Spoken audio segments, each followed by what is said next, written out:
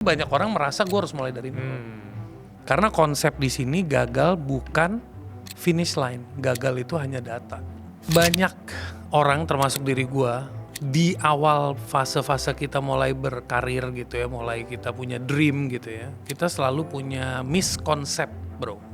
Miskonsepnya begini, orang sukses sama dengan orang gak bermasalah. Sedangkan di umur 40, umur 50, lu udah punya pengalaman, lu udah punya kepinteran, lu jadi lebih banyak ragu mengambil langkah karena lu kebanyakan informasi. Iya. Jadi dilemanya 20 sama 50 apa? Dan di situ caranya adalah kita harus bisa definisikan dulu. Gue butuh berapa untuk hidup? Gue pernah di fase itu dan akhirnya begitu gue switch mindset gue ke situ, overthinking udah gak jadi masalah lagi. Yang ada malah gue overdoing. Itu filosofi ya. Bagi yang nonton jangan dijadiin mantra ya. Karena gue dulu pernah jadiin itu mantra jadi salah. Filosofinya artinya begini. Halo semuanya, kembali lagi di podcast Suara Berkelas. Hari ini aku happy sekali karena kita kedatangan tamu berkelas. Temanku sendiri ada Mas Sunil Tolani. Thank you Bilal. Terima kasih sudah ke Suara Berkelas. Bagi teman-teman yang belum kenal Mas Sunil, aku mengenal Mas Sunil ini sebagai entrepreneur, penulis, dan seorang yang sangat tertarik ngomongin tentang self-improvement. Jadi aku sarankan kalian nonton podcast ini 1 jam ke depan sambil mencatat.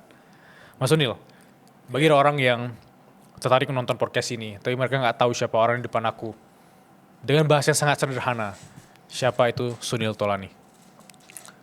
Pemerhati hidup, kalau bahasa filosofisnya. Kalau aktivitasnya transformasi human, kalau di kerjaan gue sehari-hari gue itu transformasi manajemen di korporasi dan bangun sistem yang terintegrasi. Sesimpel itu. Jadi teknologi gue bangun sebagai tools, human gue bangun sebagai operator yang sangat-sangat align dengan sistem. Sesimpel itu. Dari kerjaan itu, dari aktivitas itu, gimana cara seorang Sunil melihat masalah gitu? Karena aku pernah baca bukunya Mas Sunil, udah gini aja, ada part yang Mas Sunil ceritain tentang problem are part of life, facing them is an art of life. Jadi banyak orang termasuk diri gua di awal fase-fase kita mulai berkarir gitu ya, mulai kita punya dream gitu ya, kita selalu punya misconcept bro. Miskonsepnya begini, orang sukses sama dengan orang gak bermasalah. Oh iya, yeah. Oke? Tapi dengan 25 years, 25 tahun perjalanan hidup gua, yang gua belajar satu, masalah itu adalah seolah-olah personal trainernya kita. Jadi dia datang untuk bikin kita lebih upgrade, lebih jago, lebih prepare. Yang jadi isu adalah kalau lu udah di level 10 tapi lu masih urusan sama masalah di level 4. Nah, itu artinya lu belum upgrade nih. Lu masih berkutak-kutik di situ aja. Ada satu hal yang ngomongin soal masalah. Masalah itu bukan, gue ganti bahasanya ya, tantangan. Oke. Masalah itu bikin kita secara psikologi pengen menghindar bro. Tapi kalau tantangan itu bikin kita mau menghadapi. Ya. Gue pernah merenung. Dalam proses perjalanan hidup gue tuh gue pernah merenung. Kita semua sering dengar kata-kata everything can be done with money. Lu setuju gak? Yeah. Lu setuju gak? Setuju ya? Sering. Gue juga setuju. Semoga penonton Suara Berkelas juga pasti bilang yes betul. No money full of problem. Full of money no problem ya kan? Yeah. Jadi begini. Dulu itu kita secara autopilot. Dulu Sunil versi yang dulu itu selalu berpikir setiap tantangan bisa diselesaikan dengan uang. Kalau uang gak cukup ditambah intelek, kalau intelek gak cukup ditambah Tuhan, which is spiritual. Oke. Dan itu berjalan dari semua layer, dari orang yang lagi struggling sampai orang yang udah established, udah mapan gitu ya. Dalam perjalanan 25 tahun yang gue pelajari ternyata kebalik bro. Jadi setiap tantangan yang datang pertama harus pakai jalur langit. Spiritual dulu, kedua intelek, baru uang. Kenapa? Karena uang itu adalah byproduct, uang itu adalah konsekuensinya. Semenjak gua tahu di NLP ya khususnya, semenjak gua tahu linguistik itu sangat powerful. Bahasa yang kita ucapkan, kata-kata yang kita ucapkan. Gue mentransformasi kata-kata masalah menjadi tantangan. Semenjak itu gue bawaannya itu setiap kali ada tantangan bawaan gue ngelihatnya itu bukan, aduh kok ribet sih. Dulu gitu bikin perusahaan, kelihatan keren, di luarnya kelihatan solid, di dalamnya timnya berantakan, cash flow seret, partner zong. Kalau sekarang itu udah nggak kayak begitu lagi. Karena udah lebih self responsible, kita udah tanggung jawab. Oke, ada tantangan nih. Apa yang perlu gue beresin? Apa yang perlu gue pelajarin? Apa yang perlu gue upgrade? Siapa yang perlu gue telepon? Jadinya masalah itu kenapa gue bilang it's an art. Problem is life has always have been a problem. Tapi menghadapi mereka itu adalah sebuah seni. Art. Kalau yang anak-anak 20-an nonton podcast ini, mereka nggak paham konteks seni di sini lebih spesifik apa selain tantangan gitu. Dengan bahasa yang lebih gampang dipahami. Lebih Bagaimana gampang. seni? Iya, contohnya lu lagi pengen ngegebet pacar gitu kan. Wah, ini orang susah banget. Lu kan bakal cari jalan karena lu tertantang. Nah, kalau masalah atau tantangan yang datang dalam hidup lu itu bawaannya bikin lu mundur, kayaknya lu di jalur yang salah deh. Sudah dari awal jalur yang salah gitu. Sudah dari awal jalur yang salah. Karena lu bawaannya pengen kabur, bukan menghadapi. Oh. Kenapa orang yang sama giliran mau cari makan, lagi pengen makan mie ayam Bangladesh misalnya, yang original ada di sana di Bangladesh kalau perlu gitu. Dia cari trip gitu pergi ke sono untuk ngerasain, untuk foto, untuk Insta gitu kan. Dia mau gitu. Tapi giliran ada tantangan yang urusan karir, whining, complaining. Berarti lu di salah jalur, Bos. Perhatiin deh, kalau lu mau sesuatu, lu mau, lu bakal dapet. Tapi begitu lu kerjanya setengah-setengah, kayak robot, lu gak akan achieve. Balik ke fase 20-an ya. Dan tadi konteksnya kita ngomongin tentang karir misalnya. Aku sempat ngobrol sama Mas Sunil di luar podcast yang bilang Mas Sunil itu memang dari awal punya privilege untuk tidak gengsian gitu. Nah, problemnya orang-orang yang nonton Suara Berkelas, terutama anak 20-an itu punya rasa gengsi yang besar sekali untuk mulai dari scratch. Oke, mulai dari bawah. Dari nol. Yes. Apa mental harus kita punya untuk beneran melepas topi ego dan gengsi itu untuk kemudian bisa level up? Kalau gue bisa memberikan saran gue bisa agak ekstrim nih. Oke, gak apa-apa. Ekstrimnya begini. Lu boleh pertahanin gengsi lu selama gengsi lu itu berguna buat kemajuan lu. Tapi kalau gengsi lu itu bikin energi lu drop, bikin lu pulang rumah bawaannya capek, yang lu pertahanin itu cuman capeknya, bukan gengsinya. Jadi memang kita nggak bisa pungkiri social engineering, budaya sosial kita itu terbentuk secara organik. Secara organik, kalau lu udah di fase mapan, lu pakai kaos belel, pakai celana pendek, lu pakai jam Rolex, lu dianggap keren. Tapi kalau lu masih lagi dalam fase perjuangan, lu kudu pakaiannya tuh cakep dan harus branded, kalau bisa dari atas sampai bawah, baru orang punya attention. Tapi itu totally ngaco gitu loh, karena lu membuat diri lu sengsara.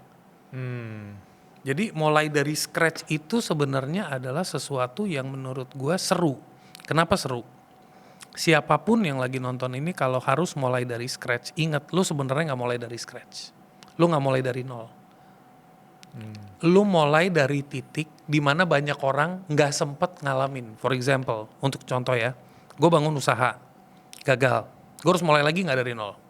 Oke. Ada dua orang, si A dan si B. Si A bener-bener baru mau mulai usaha, si B udah pernah jalanin usaha, gagal dan dia mulai lagi. Yang mana yang lebih berpengalaman dan yang lebih punya keberanian? Yang B? Yang B, tentu. Karena tapi dia nggak mulai dari nol. Tapi banyak orang merasa gue harus mulai dari nol. Karena konsep di sini gagal bukan finish line, gagal itu hanya data. Gagal hanya data, menarik.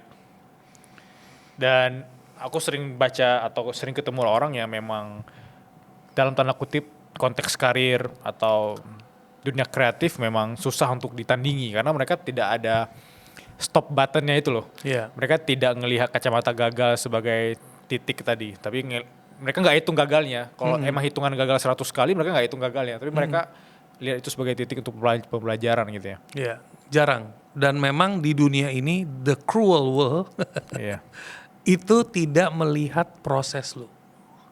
Jadi jangan pernah menjalankan apapun, mau itu membangun sebuah karya, mau bangun sebuah bisnis, mau itu lo di dunia kreatif, mau itu di dunia corporate. Selama lo lagi berproses, ingat perjalanan itu lonely. Iya. Orang hanya akan tepuk tangan pada saat lo terekspos hebat atau lo terekspos hancur. Yay, finally that guy failed. Yay, finally that guy succeed. People hanya notice itu. People nggak akan notice your process. Ya, it's a lonely chapter karena aku berpikir ketika aku berproses, aku harus bilang ke orang, aku lagi kerjaan ini nih, aku ada rencana gini-gini nih, dengan ekspektasi bahwa dia bakal support kita. Fakta pahitnya, kita bakal kecewa ya, kalau kita Betul. pasang ekspektasi ya. Betul. Iya. Kita menuju ke ekspektasi karena ada per ekspektasi di buku udah gini aja gitu. The bab managing expectation. Aku sering kecewa dengan ekspektasiku sendiri. Aku sering kecewa dengan mengagumi orang lain, terus aku ketemu langsung bisa jadi dia bikin aku makin kecewa gitu ya. Atau aku sering berekspektasi bahwa aku ngechat dia terus dibalas dalam waktu itu juga enggak. Tiba-tiba dia balas setahun kemudian gitu. Apa problemnya anak-anak sekarang ketika bikin otak mereka hancur, mereka kecewa sendiri, mereka bisa stres karena ekspektasi tadi. Bagaimana cara paling simple ala Sunil managing ekspektasi? Managing ekspektasi ada dua sih. Kalau mau pakai formula, gue jelasin formulanya dulu. Ada nanti cara filosofinya. Kalau formula yang gue tangkap dan yang gue belajar, kenapa kita selalu kena rasa kecewa, bahkan merasa tidak dianggap, merasa dikucilkan gitu. Itu karena kita terlalu kita nggak punya ukuran standar hasil. Ngawang aja gitu loh. Misalnya contoh nih, gue nulis buku. Contoh nih gue nulis buku, terus pas lagi nulis di imajinasi gue akan laku 100.000 eksemplar. Oke, itu bagus loh buat nyemangatin. Pertanyaannya, lu nempel diri lu ke goal itu, atau lu lagi bikin buku untuk punya potensi dibaca oleh 100.000 orang. Dua hal yang berbeda nih. Kalau lu nempel ke goal itu, pertanyaannya mulai nih masuk nih ke checklist. Lu siapa? Lu nulis udah berapa kali? Lu penulis pertama kali atau udah penulis kawakan? Lu ada support system apa enggak? Lu bekerja sama distribution center apa enggak? Jadi formula yang tadi gue mau cerita adalah banyak orang masuk di konsistensi level 4 tapi ekspektasi hasil level 10. Nyambung nggak? Nggak nyambung. Nah kalau filosofi, itu gue thank you to my mom. Karena dia selalu ngajarin gue sebuah filosofi. Hope for the best, be prepared for the worst. Itu filosofi ya. Bagi yang nonton jangan dijadiin mantra ya. Karena gue dulu pernah jadiin itu mantra jadi salah. Filosofinya artinya begini. Kita melakukan apapun itu selalu lakukan yang terbaik. Tapi jangan baper kalau tidak dapat hasil yang kita ekspektasi. Karena nggak selalu apa yang kita lakukan itu tepat di waktunya. Bisa jadi gue hari ini nulis buku ini, mungkin boomnya 5 tahun kemudian. Kita nggak tahu. Benar. Kita nggak tahu. Tapi kalau gue abis nulis langsung jualin, abis jualan langsung maunya langsung spike up, terus nggak spike terus gue bete. Aduh. Nah itu kan something is wrong with me. Gue kejebak sama imajinasi gue sendiri. Gue nggak punya data, gue nggak punya checklist, gue nggak punya refleksi diri gitu, nggak punya kesadaran. Lu tuh siapa? Jalurnya bener nggak? Topiknya tepat nggak? Dibutuhin market nggak? Itu yang bikin kita gampang kecewa ya. Gampang kecewa. Kita nggak bisa bedain keduanya. Betul. Dan kita selalu menaruh hope di orang, bukan di diri sendiri. Lucu ya? Iya, iya. Kita naruh hope di orang, Iya, iya. tapi yang mikul beban gue sekarang balik. Gue naruh beban di orang, yang taruh hope gue. Gimana tuh bisa dielaborasikan dengan bahasa yang sangat mudah gitu? Jadi misalnya kalau ada masalah, gue itu pertama yang gue beresin diri gue. Urusan dia bukan urusan gue. Jadi gue nggak taruh beban atau hope-nya di orang. Kalau hope itu gue berharap Bilal jadi lebih keren. Terus gue berharap Bilal jadi lebih keren, jadi lebih baik, jadi lebih mantep. Niatnya bagus nggak? Niatnya bagus. Iya. Tapi hope-nya, action-nya ngaco nggak? Iya sih. Nah, action-nya ngaco. Kalau gue jadi lebih baik, apa yang terjadi sama Bilal? Yang nempel sama gue di satu kantor tiap hari. Dua kan kemungkinannya. Iya. Lo keluar karena gue makin hari makin terang, Iya, dan iya. lo makin gak kuat sama sinar gue. Iya.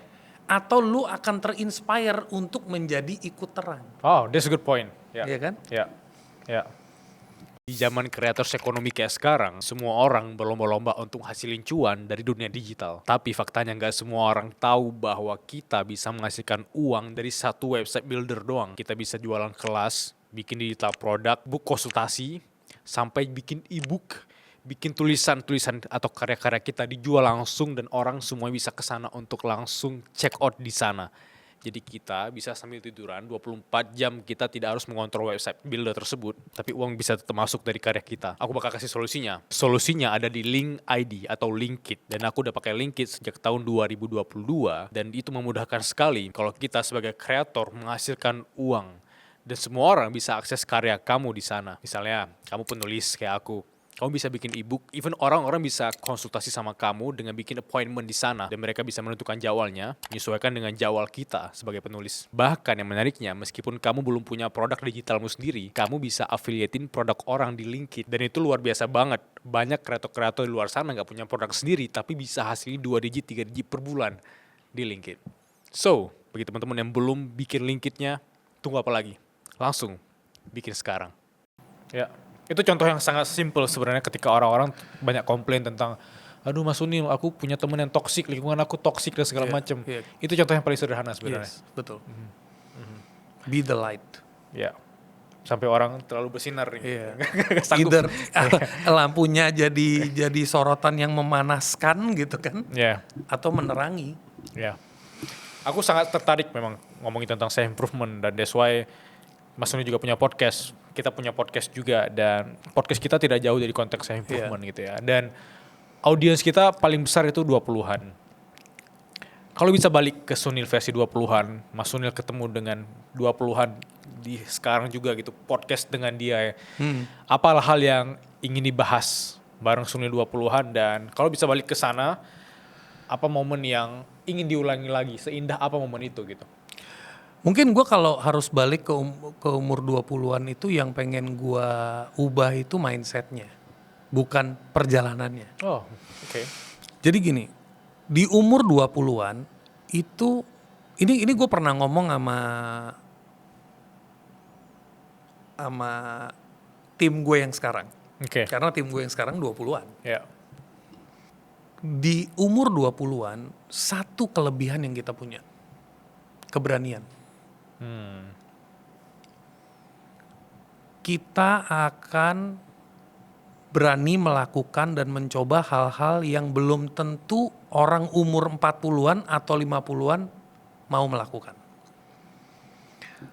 Jadi 20s is the best time to experiment many things. Jadi di umur 20-an itu adalah waktu yang kita luar biasa bisa bereksperimen. Nah, cuman waktu itu Sunil berani nggak? Berani. Sunil hajar sini sana nggak? Hajar. Yang disesali apa? Mindsetnya nggak tepat. Karena Sunil melakukan semua tanpa arah. Karena kejebak dengan apa? Passion. Focus on your passion. Focus on your passion. Passion tuh apa? Dulu nggak ngerti. Dulu taunya do what you love. Bukan first cintai apa yang lo lagi kerjain. Tapi fokus lakukan apa yang engkau cintai. Ya kalau lo sukanya nongkrong, ya lo cari pekerjaan yang urusannya nongkrong gitu ya. It doesn't fit gitu. Nah bedanya apa? Bedanya kalau gue kasih analogi itu kayak anak kecil lah. Anak kecil disuruh nyemplung ke kolam renang, dia langsung nyemplung loh. Karena dia demen swimming. Yeah. Dia nggak ngecek kedalamannya gimana. Yeah. Tapi kalau orang kayak gue sekarang kalau mau masuk kolam renang, pertama yang gue cek kedalaman, kedua suhu, ketiga gue udah ada asuransi apa belum. Ya oke. Itu bedanya kan. Jauh banget ya pikirannya ya. Iya. Jadi when kita di umur 20 itu kita punya keberanian tapi kita egois, tidak mau menggunakan atau mengekstrak wisdom orang-orang umur 40-an. Ego ya. Sedangkan di umur 40, umur 50 lu udah punya pengalaman, lu udah punya kepinteran, lu jadi lebih banyak ragu mengambil langkah karena lu kebanyakan informasi. Iya. Jadi dilemanya 20 sama 50 apa? Dilemanya 20 sama 50, yang 20 itu courage without wisdom is stupidity. Nah di umur 50-an, wisdom without courage is overthinking. Wah itu bagus tuh. Bisa diulangi dengan bahasa Indonesia. Oke. Keberanian tanpa kebijaksanaan itu adalah kebodohan. Itu di umur 20-an. Jadi kita butuh arah. Di umur 50-an, kebijaksanaan tanpa keberanian itu overthinking. Makanya rambutnya gampang putih gitu ya. Ya itu poin yang menarik. Jadi pada saat gua sekarang kerja di dalam ekosistem di mana ada orang umur 60-an, 65 dan ada umur 25, 27, 28. Gua di tengah-tengah ini mengambil jalur, gua butuh keberanian lu untuk mengeksekusi sebuah proyek. Gue butuh keberanian, kenekatan lu nih gue butuh. Karena lu gak mikir sejauh gue. Gue butuh lu nih, duduk di tim gue nih, execute. Tapi gue udah siapin arahnya. Gue udah siapin, kalau ini nanti begini, kalau ini nanti begini, kalau ini nanti begini. Udah gue siapin boundariesnya. Sebaliknya kalau gue lagi butuh mengambil keputusan yang lebih besar, gue consult sama yang lebih tua. Karena dia punya wisdom. Dari umur, kesadaran gue ini dari umur 40 awal sih. 40 awal gue langsung cerit. Dulu uncle gue pernah ngomong, uncle gue keren dulu pernah ngomong, dia udah meninggal, almarhum. Sunil, kamu itu cuman tahu caranya ngegas. Itu pekerjaan paling gampang katanya. Nanti kalau kamu udah umurnya seperti uncle, kamu bakal nyadar pentingnya belajar ilmu ngerem. Pas gue di umur 40, jerit, kena gue itu. Sampai gue ngobrol sama teman-teman, kenapa ya? Waktu kita di 20-an kita dibilangin sama orang 40-an kita tuh kayak dablek gitu, gak mau dengerin. Pas kita umur 40-an kita nyadar, iya ya dulu dia bener ya. Dan itu berjalan terus menerus sekian generasi dan tidak berhenti gitu. Tapi kalau ada orang 20-an bilang, enggak, gue udah wise, gue udah bijak sejak gue 20-an karena gue konsumsi buku, karena gue konsumsi podcast, karena gue udah denger semua dan gue absorb dengan kepala sangat-sangat terbuka. Apakah itu tetap bisa disangkal atau memang orang itu harus ketemu 30-an, 40-an akhirnya wise? Enggak. Gue sangat mengapresiasi kalau orang itu berani bilang dirinya udah wise. Karena orang yang wise gak pernah bilang dirinya wise. Oke. Gue jadi pengen ketemu gitu. Iya, lucu sih. Iya. Cuman kelebihannya di era sekarang dibanding era dulu itu adalah yes, kita bisa shortcut. Ya. Dengan begitu banyak buku, dengan begitu banyak podcast, dengan begitu banyak sharing session, begitu banyak mentors yang udah available online. Itu kita punya yang namanya shortcut. Kita punya informasi yang bisa kita kelola. Tapi jam terbang gak bisa bohong lah bro. Ya.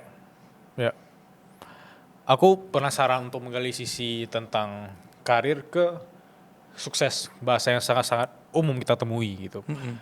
Dan aku yakin sukses versi aku 10 tahun, 20 tahun, 30 tahun, nantinya 40 tahun, 50 tahun pasti berubah gitu. Berubah. Sangat-sangat dinamis Iya. gitu di dunia yang Setiap sangat-sangat dekade dinamis. pasti ada signifikan. Nah, sukses versi Sunil 20-an, ke 30-an, ke 40-an, ke versi sekarang gitu apa? Apakah terus berubah dan bisa jelaskan ke aku bagaimana seorang Sunil sekarang melihat kata-kata sukses gitu. Oke. Mungkin gue bisa simpulkan dengan dua kata kunci.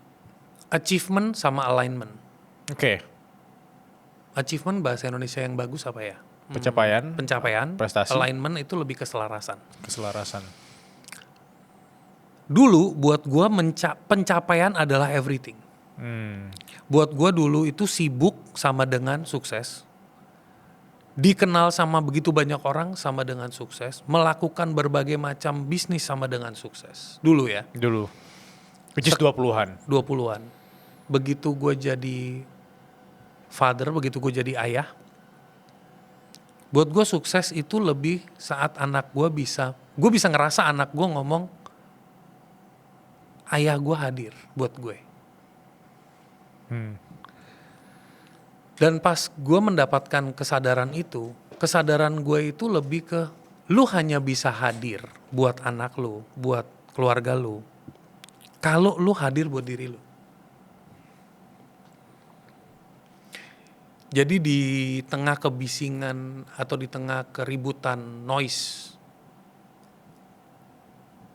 lu ada di situ dan lu melihat dan lu menyadari dan lu selaras dengan diri lu. Jadi perbedaan signifikan gue adalah kalau dulu achievement is my priority, pencapaian adalah prioritas gue. Sekarang adalah keselarasan adalah gaya hidup gue. Pencapaian adalah konsekuensi gue. Pencapaian adalah konsekuensi. Iya, karena orang yang selaras semuanya akan tercapai. Kan dia selaras dengan waktu, selaras dengan universe, selaras dengan dirinya. Karena waktunya si A dapat 1M, si B dapat 1M, si C dapat 1M, waktunya nggak akan bersamaan. Waktunya si A jadi ayah, si B jadi ayah, si C jadi ayah juga nggak bersamaan. Keselarasan bikin kita lebih tenang, bikin kita lebih hadir, bikin kita lebih jelas. Achievement, pencapaian tuh panggung, bro. Ya. Selaras itu rumah, bro. Rumah di sini bukan rumah, literally rumah yang lu pulang ada ibu, bapak, istri, anak. Tapi rumah di dalam. Agak deep ya, katanya suruh dive deep. Tapi maksud aku ada orang yang ngomong gini, memang dari POV dia pernah punya mungkin pengalaman masa lalu atau proses belajar atau memang adalah hal yang bikin dia kebentur kali ya, sehingga dia bisa ngelihat kacamata kehidupan dengan perspektif yang sangat-sangat menarik gitu ya. Apakah kalau lu ngomong bentur, gue itu dulu dablek, bro. Gue itu mungkin kalau dibilang failing points, makanya gue nggak pernah bilang I failed. Failing points gue, maybe udah lebih dari 50 kali, bro. 50 kind of projects that I tried failed. Coba segala macam tapi achieve, bro, tapi kosong. Achieve tapi kosong gitu. Oke. Jadi ada orang yang memang dia itu cintanya sama power. Ada orang cintanya sama fame. Apa fame tuh? Ketenaran. Dia cinta sama kekuatan, dia cinta sama ketenaran. Ada lagi yang cinta dengan kedamaian, cinta dengan keluarga, cinta dengan anak-anak. Gue merasa dalam proses 20 ke 30, 30 ke 40, sekarang tahun ini gue akan jadi 50, 40 ke 50. Kok gue baru nyadar selama ini gue itu going sideways. Selama 20 tahun itu yang gue pengen apa, yang gue jalanin apa gitu. Selalu ngomong di dalam doa, God, bless me with love, peace, and harmony. Tuhan berkati saya dengan kasih, damai, dan harmoni. Pas mendalami Buddhism punya aliran, di situ dijelasin cinta itu kemelekatan, attachment. Lo mencintai kerjaan lo mencintai ketenaran lo mencintai uang lo mencintai keluarga lo, mencintai tim lo, itu semua kemelekatan. Mencintai diri aja kemelekatan. Peace, damai, itu detachment. Detachment itu apa? Opposite-nya kemelekatan apa? Lepas. Tidak tercekat, lepas. Tidak terikat ya. Tidak terikat. Jadi lu mintanya apa?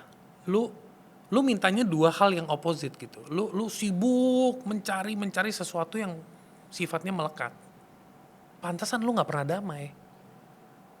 Karena damai itu bukan tidak punya apa-apa. Damai itu punya segalanya tapi tidak terikat dengannya. Dan harmoni itu adalah the balance. Harmoni adalah art, seni, di mana kita tahu kita lagi bekerja, kita perlu tingkatin uang kita, tabungan kita, saving kita, investment kita, karir kita, karya kita, achievement kita.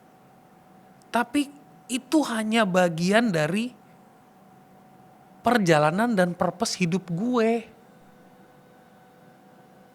Bukan sesuatu yang bakal, oh ini punya gue. Harmoni itu belajar itu, balancing itu. Aku termasuk orang yang sangat jarang membahas tentang harmoni. Gitu. Bagi aku, dan bagi teman-teman yang juga jarang ngerasain atau bahkan memahami konteksnya harmoni di sini, bisa jelaskan dengan bahasa yang sangat mudah. Bisa jadi dalam konteks bisnis atau kehidupan kita sehari-hari. Oke, kita masuk dulu dengan elaborasi harmoni itu apa. Harmoni itu ibaratnya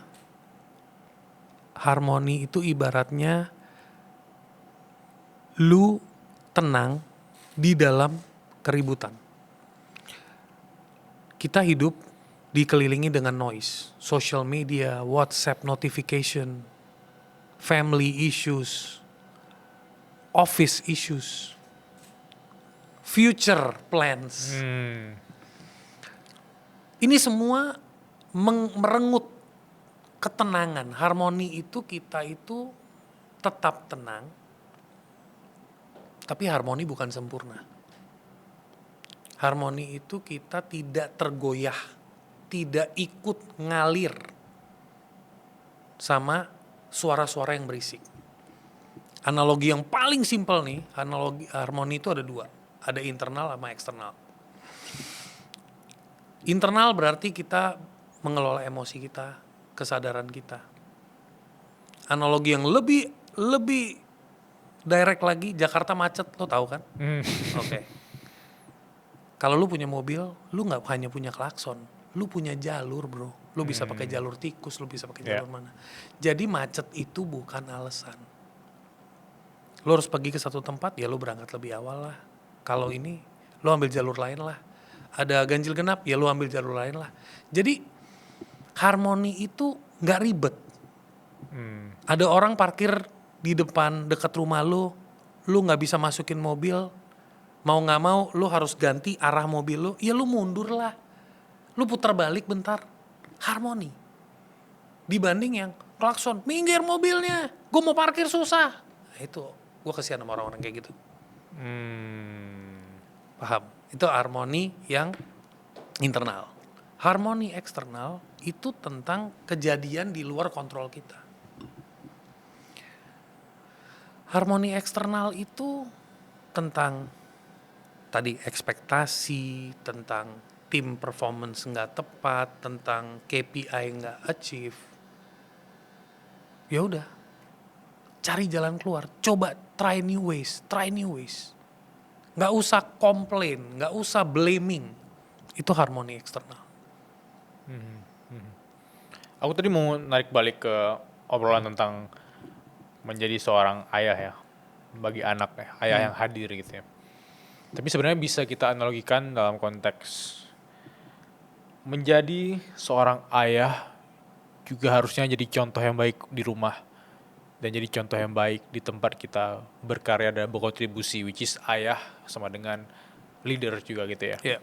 Dan di buku ini juga ada ngebahas itu gitu, sehingga aku mau nanyain hal ini.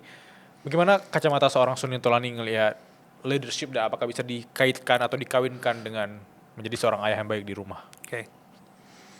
Gua baru ngerti esensi leadership sebenar-benarnya semenjak gua masuk ke fase fatherhood.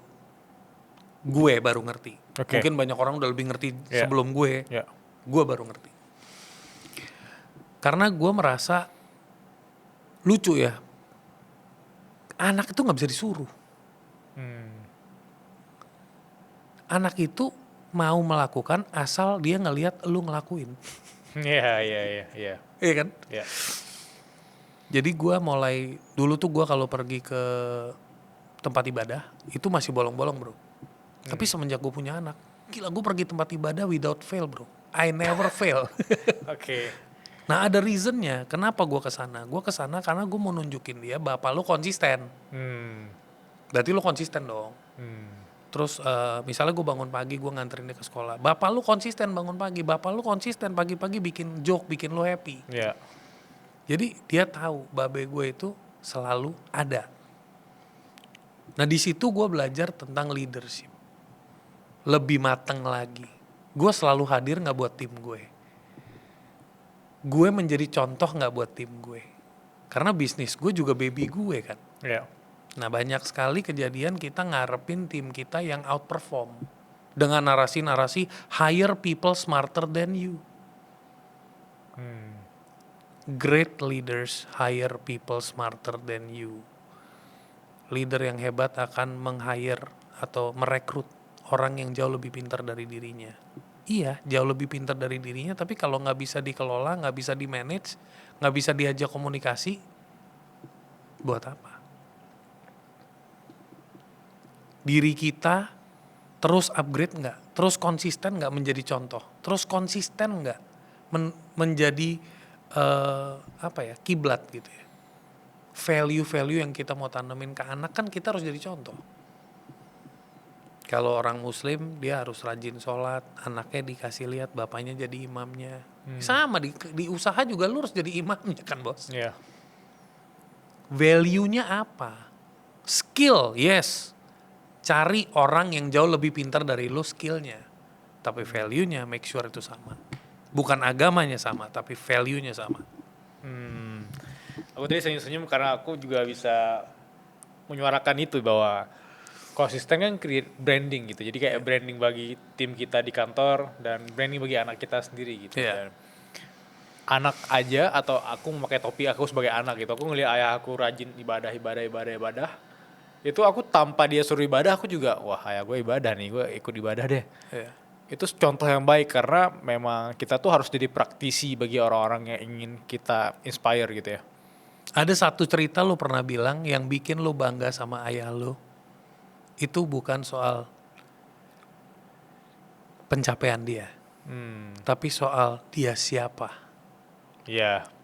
Kalau lo ingat, Iya, nanti gue aku ingetin lagi ya. Iya. Serius kayak aku kalau misalnya let's say aku tinggal di kampung kan, di Aceh gitu. Jadi misalnya aku ke warung kopi, aku beli kopi, tiba-tiba aku bayar kopi, nggak usah, bapak lu Doli kemarin traktir kita ini. Jadi kayak itu yang bikin aku bangga dan bersyukur karena hal-hal sederhana seperti itu tuh nggak sekedar bisa dibeli sama uang gitu. Yes. Itu yang bikin. Itu yang gue tanemin ke anak gue. Jadi jangan sampai anak kita itu cuman bangga babe gue big businessman. Babe gue punya duit banyak. Babe gue orang terkenal. No. Tapi yang bikin anak itu feel proud. Merasa dia adalah anaknya someone.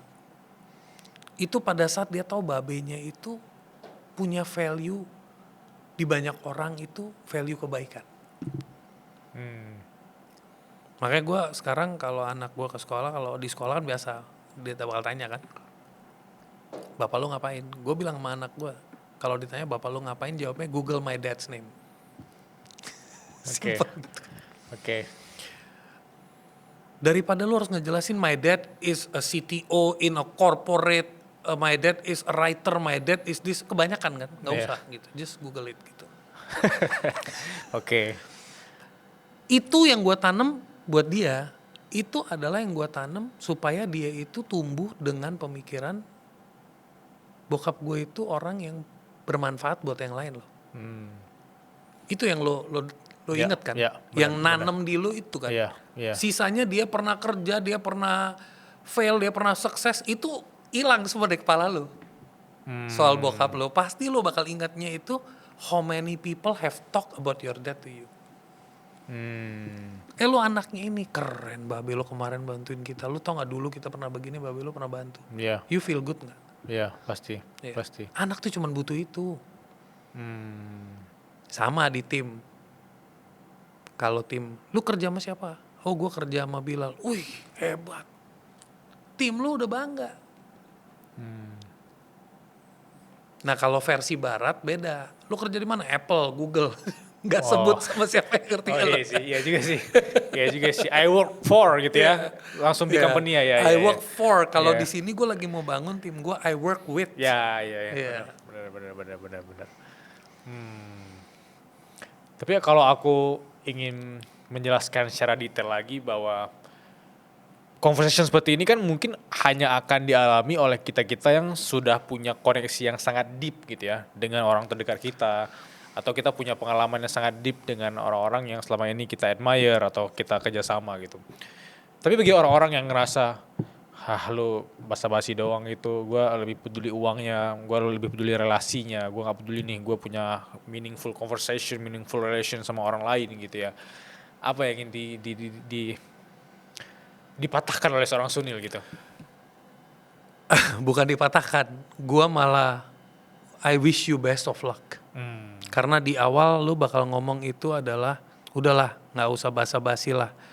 Come to the point, gue datang ke kantor, gue kerja, gue kasih 8 jam, gue minta lu gaji gue sesuai. And that's it, I don't need to have emotional entanglement. Jadi gue Yeah. gak perlu ada kedekatan khusus lah. Ya gak perlu juga punya kedekatan khusus. Tapi akan ada saatnya di mana lu akan merasa I need someone yang bisa encourage me, empower me. Karena kembali lagi, uang, tenar, ini semua konsekuensi dari kerja keras kita. Apakah orang yang sangat pesimis melihat dunia itu mereka punya mental block ya, atau emotional block gitu? Dan pastinya Mas Suni udah ketemu ratusan ribuan orang yang baik itu yang sangat-sangat pesimis, baik itu yang sangat-sangat optimis tapi tidak beraksi gitu ya. Bagaimana cara kita melihat manusia-manusia dari perspektif yang berbeda kalau memang problemnya itu di blok mental sama blok emosional mereka gitu? Oke, pertama kita harus tahu dulu apa itu mental block, apa itu emotional block. Mental block itu kalau gue analogin, lu lagi buka file Excel, tapi filenya corrupted. Oke. Lu buka satu file terus tulisannya sorry file is corrupted. Aduh, jerit gue harus bikin lagi nih dari nol nih. Atau gue coba revive. Emotional block itu baterai lu tinggal 5%, tapi lu lagi buka 20 aplikasi. Oke, iya. Oke. Jadi banyak orang termasuk diri gue pernah di fase kejebak. Kita tuh punya planning sampai sini. Tapi sebenarnya kita punya energi cuma sampai sini. Logika itu mental block itu logic. Emotion itu batin. Kalau energi lu limited, lu gak akan bisa jalan sampai titik finish. Jadi gue itu bukan orang yang pro sama time management. Gue orang yang pro sama energy management. Buat apa lu bangun jam 4 pagi kalau lu bangun rasanya you feel like sleeping. Mendingan lu bangun jam 11. Tapi you wanna fight the whole day. Gak apa-apa. Sampai jam 11 malam ya? Iya.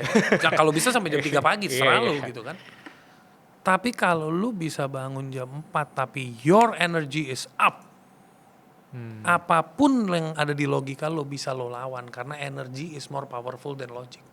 Baterai itu lebih penting, bos. Handphone lo baterainya mati, mau lo punya aplikasi sebanyak apapun nggak ada efek.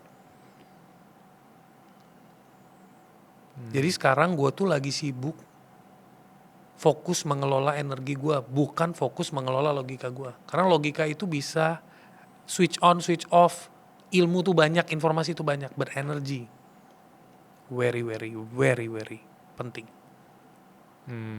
Makanya makin kesini makin overwhelmed, especially habis post COVID, banyak sekali konten ngomongin energy is the new currency, energy is the new highest value gitu kan.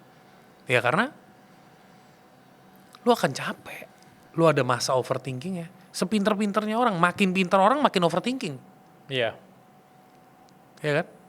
Jadi overthinking draining energy nggak? Draining energy. Padahal lu kan lagi memilah-milah, memilah resiko, memilah probabilitas dan sebagainya.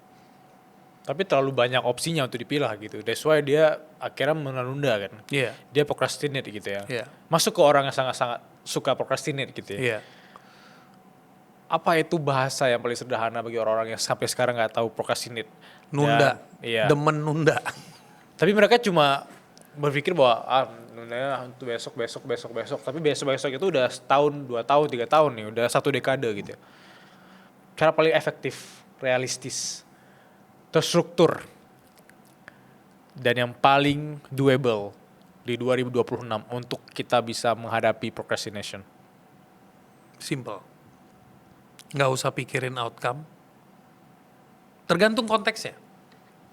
Banyak orang nunda bikin presentasi karena dia merasa presentasi ini akan dipresent seminggu kemudian. Dia nggak nyicil dari Senin. Dia karena dia mikir ntar masih minggu depan. Ya. Baru dia sibuknya hari Minggu jam 10 malam. Kenapa itu terjadi? Habit. Habit dari mana? Dari sekolah. Pas mau ujian belajarnya last minute. Itu habit. Jadi procrastination, nunda-nunda itu bukan semena-mena orang demen, kebentuk habit. Satu faktor. Kedua, takut. Takut apa? Self image-nya jelek. Hasilnya nggak sesuai. Result-nya nggak di-appreciate. Gue lebih suka ketemu orang yang nunda-nunda ngomongnya gini, bro. Gue bilang, kenapa lu nunda? Gue kagak tahu mau mulai dari mana. Gue lebih suka yang kayak gitu. Itu lebih jujur buat gue. Daripada, tar dulu, gue nggak tahu nih nanti sesuai nggak ya. Nah itu udah. You playing God gitu kan. Iya. Tapi ada yang gue respect. Orang yang punya kesadaran, energi dan intuisi. Gue respect, ada nih. Dia menunda karena dia tahu timing. This is not the time yet. Nah itu gue respect. Gimana cara respectnya? Ya lihat track recordnya dong. Dia setiap kali ngomong gitu, proven nggak? Kan ada orang ngumpet di belakang ya. Jadi ngomong belum waktunya. Feeling gue belum pas, tapi actually lu lagi ketakutan. Tapi ada juga yang memang dia jago. Dia tahu, no, this is not the time. Sama kayak lo mau beli saham lah. Iya. Tar dulu, tunggu dulu nih. Iya. Gitu kan. Karena mereka sudah punya kumpulan pengalaman-pengalaman untuk kemudian bisa menyimpulkan hal itu kan. Iya. Cara paling efektif dalam apapun, kalau sifatnya pekerjaan, sifatnya apapun, gerak. Buat gue konsepnya gini, kalau lu gak tahu lu mau ngapain, lu keluar sekarang dari kamar lu, dari kantor lu jalan kaki dulu deh. Step 1, jalan kaki. Step 2, breathe. Step 3, ambil kertas, ambil pen. Tulis. Itu udah akan stop nunda-nunda. Bikin presentasi, buka laptop. Gue waktu nulis, yang namanya nunda bro. Ya, pastilah. Itu pastilah. Tapi gue biasain, buka laptop, buka Word, bengong. Ngapain? Ngetik sembarangan ngetik aja udah. Sampai gue ketemu, cuman satu kata aja keluar. Itu mulai. Iya. Nah orang itu berarti punya rasa takut dong. Soalnya dia procrastinate gitu ya. Iya. Kayak dia takut untuk buka laptop karena dia pikir bahwa kalau gue buka laptop gue bingung mau nulis apa ya. Ya. Dia satu kata aja, misalnya dia mau mulai satu kata Hello hidup aja ya, gitu hidup ya. Itu udah overthinking duluan. Iya. Jadi bedain nunda sama males, beda tipis. Oke, menarik. Apa tuh? Males ya karena emang lu males aja, lu nggak punya purpose, nggak punya tujuan, nggak punya goal, nggak pengen melakukan sesuatu. Males itu penyakit yang obatnya nggak ada.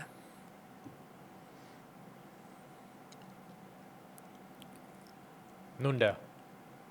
Nunda takut. Aku ingat ketika aku dulu punya kemalasan untuk olahraga ya, ketika masih SMA ya. Itu aku nggak tahu cara efektif untuk menghilangkan rasa malas itu. Sampai kemudian aku cari solusi triknya. Aku lupa spesifiknya dari YouTube siapa. Aku buka di YouTube random waktu itu. Terus solusinya gini. Coba kamu cari validasi dari orang yang kamu kagumi gitu. Terus karena SMA nggak paham konteksnya gimana saya improvement. Jadi aku kagumi, oh wanita yang aku suka tuh. Dia nggak suka sama aku karena aku gemuk waktu itu. Jadi aku olahraga untuk membuktikan kalau dia harus terima aku kalau aku tembak dia gitu. Purpose kan? Iya, Purpose kan? ya, Yes. itu maksudnya. Sesimpel itu. Selalu ada alasan untuk Yes. kita menolak kemajuan atau perkembangan diri. Tapi juga selalu ada alasan untuk cari-cari cara untuk kita berkembang ya. Iya. Dan otak kita ini kan canggih ya. Jiwa lu akan cari cara untuk mencapai tujuan. Otak lu akan cari cara bikin lu nggak sampai tujuan. Bisa elaborasi dengan bahasa yang ringan. Iya. Otak kita itu by default tujuannya mengamankan kita, bro. Jangan melakukan hal-hal yang lu belum terbiasa lakukan. Oke. Lu mau bangun pagi, jiwa lu udah bilang gue pengen buktiin itu drive. Iya. Tapi otak lu kudu bangun pagi, konsisten, capek pula. Otak lu bakal ngomong kayak begitu. Worth it gak sih? Jadi kalau lu dengerin otak lo, lu gak akan achieve purpose lo. Makanya ada kata-kata follow your heart. Gak ada kan kata-kata follow your mind? Pernah denger gak? Iya sih, iya juga sih. Iya. Baru tahu aku tidak ada follow your mind ya. Gue sih belum pernah denger ya. Kalau Iya, lu iya. pernah denger lu kabarin gue. Aneh sih follow your mind gitu ya tiba-tiba ya. Iya, follow your heart selalu ya. Iya. Because your heart will tell you to do things. Bakal bilang sama lu ngelakuin hal-hal yang bahkan otak lu bakal bilang jangan, ini bisa mencelakakan lu. Padahal nggak juga, itu kan hanya di otak, hanya di imajinasi. Dan kalau semua orang mengiyakan hal itu ya berarti semua orang emang avoid pain. Nggak ada yang orang mau ke gym gitu, nggak ada Iya. orang yang mau olahraga pagi Betul. ya. Kenapa nunggu dibilangin dokter dulu baru mulai jalan pagi gitu? Wah, lu kalau nggak jalan pagi, wah jantung lu bisa berhenti nih gitu kan? Dan Mas Sony juga pernah ceritain ke aku kalau procrastination itu kan kayak credit card ya. Iya. Mungkin di awal itu kayak wah happy nih santai gitu ya. Sampai kemudian pas Bina datang, waduh. Apa itu yang bisa dipahami orang-orang lain yang nonton ini gitu? Iya, procrastination, nunda-nunda itu sama kayak lu itu pakai pay later, bro. Ya, oke. Ya kan? Ya udah, gue pokoknya mau ini gue dapat, gue mau ini gue dapat, nanti pas ujung lu harus bayar tagihan baru lu nyadar gitu. Jadi lu nunda pekerjaan, tapi lu go for reward. Ya kan lu beli A, beli B, beli C itu kan reward, self reward. Sekarang kan lagi tren, self reward Iya. gitu kan. Harusnya kan bukan self reward. Kalau gue tipe yang bukan self reward, gue bukan pro self reward. Gue pro-nya adalah you work for it, begitu you get something, lu help others. Others punya thank you is your reward. Jangan pernah jadiin barang as your reward. Menarik. Karena begitu lu membiasakan diri lu untuk tidak menerima barang as your reward, lu lagi melatih diri lu tidak melekat. It's just barang. I can buy.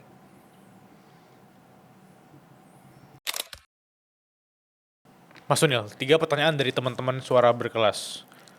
Pertanyaan pertama dari Caisah. Apakah overthinking itu bisa bikin kita semakin cemas setiap harinya?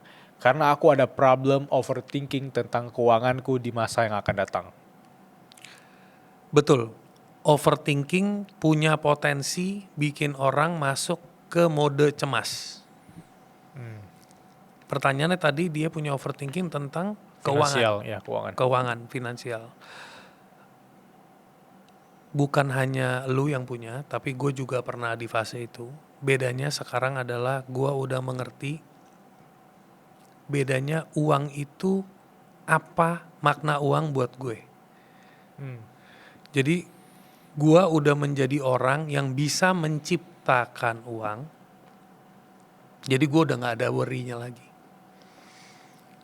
Harinya kita merasa kita butuh uang untuk hidup, itu kita akan masuk ke mode cemas.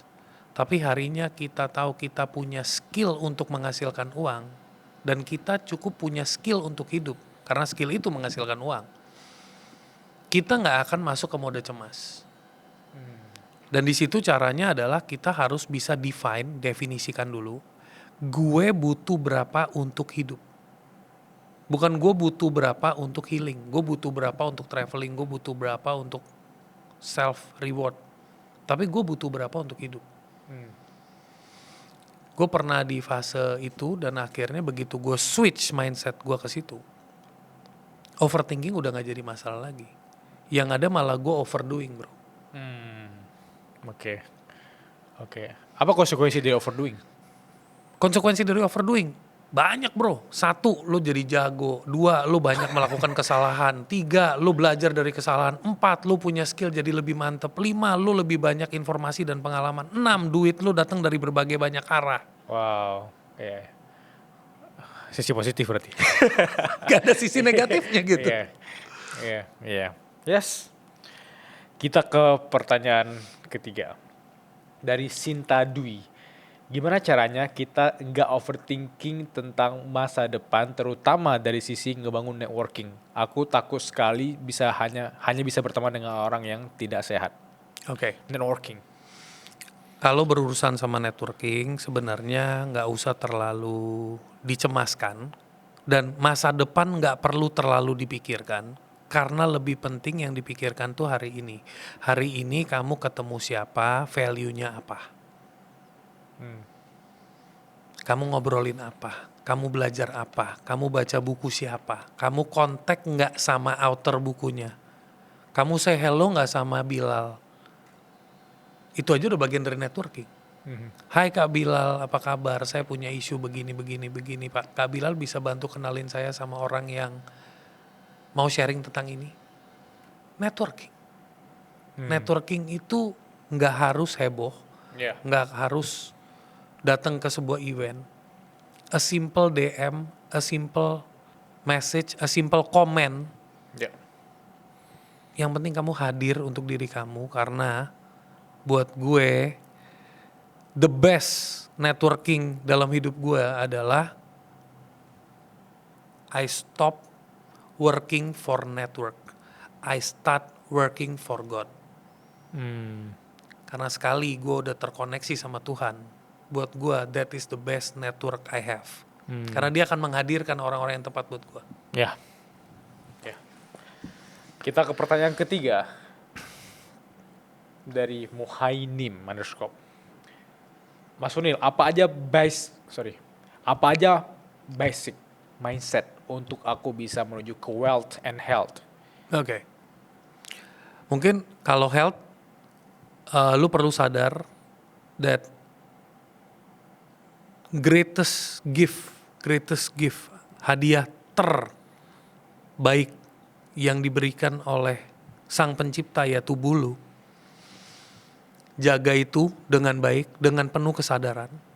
Jangan sampai lu kejebak sama mental health issues, jangan sampai lu kejebak sama emotion, jangan sampai lu isi dengan jeroan, makan jeroan gitu. Lu jaga.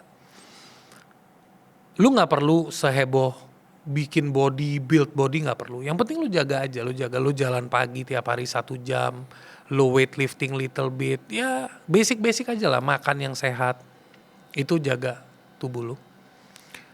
Kalau wealth, mulai, ini dulu kesalahan gue sih, mungkin kesalahan banyak orang juga ya di umur 20-an ya. Kita tuh selalu take for granted Bahasa Indonesianya apa tuh? Mengenteng-entengkan waktu. Iya. Jadi gue sekarang hidup dengan konsep gue punya 24 jam. Gue nganggep 24 jam itu ada berapa menit bro? 8.400 menit kalau nggak salah.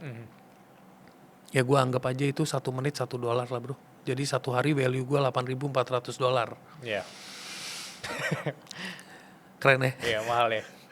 Jadi kalau gue tahu value gue $8.400 per hari, pertanyaan gue invest duit itu kemana? Kalau sekarang gue belum punya uang literally 8.400, tapi gue udah punya value segitu. Pertanyaannya, yang ada aja gue investnya kemana? Main game berapa jam? Tidur berapa jam? Olahraga berapa jam? Belajar berapa jam? Bekerja berapa jam? Berkarya berapa jam? Begitu gue udah bisa mapping itu, wealth mindset lo ke-build, ditambah baca The Psychology of Money. Itu bagus banget. Gue pokoknya hidupnya sekarang begitu aja. Every day is 8,400. Apalagi dolar sekarang lagi naik. Oke, analogi yang bagus ya. Berarti makin mahal ya tiba-tiba ya waktunya. Ya, itu aku sering ketemu sama orang yang emang di fase 30, 40, 50-an baru mereka menyadari bahwa waktu itu memang sangat mahal gitu. Mungkin kalau kita 20-an ngerasa bahwa wah kan aku masih banyak waktu, jadi nggak bisa langsung dikonversi ke dolar seperti itu gitu. That's why ya pokoknya gak apa-apa dong. That's why kalau emang mau mageran-mageran gak apa-apa gitu ya.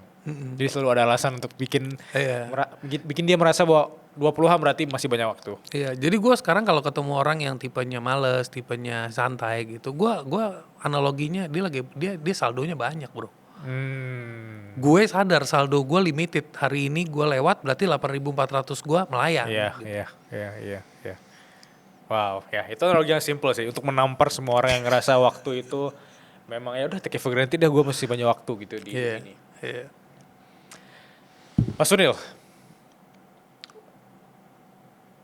50 tahun menikmati hidup ini, apakah ada the worst advice yang pernah Sunil Tolani terima? The worst advice yang gue pernah terima is follow your passion. Follow your passion. Iya. Why? Ikuti passionmu.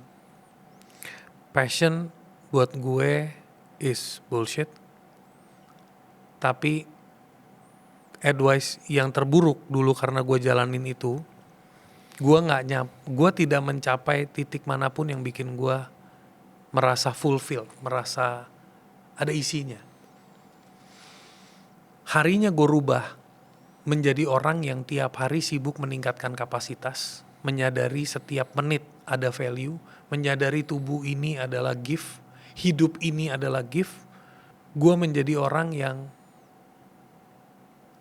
bisa dibilang nggak worry-worry amat sama hidup, nggak worry-worry amat sama uang, nggak worry-worry amat sama masa depan.